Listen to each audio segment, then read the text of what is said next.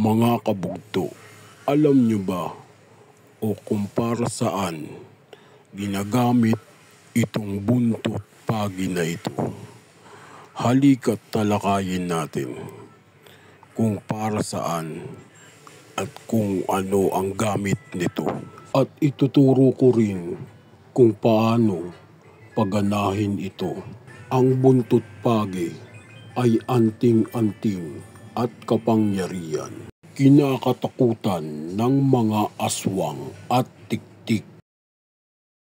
Kontrasumpa rin ito pangontra sa mga masasamang elemento, espiritu, sa loob ng bahay o sa labas, pangtaboy malas, sa opisina, sa tindahan, maging sa bahay.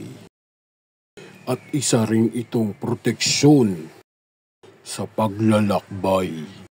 Mabisang proteksyon ng mga buntis, pampaswerte, sa wallet, pera, at sa kabuhayan. Ituturo ko kung papaano paganahin. Lalagyan mo parati ng langis ang dulo ng buntot na ito. At pagka nalagyan mo na ng langis, ay darasalan mo siya ng isang Ama Namin, 2 Aba Ginoong Maria, at isang luwalhati. At para mapagana, ito ang susi. Tu mea virtus et virtus gloria Deo.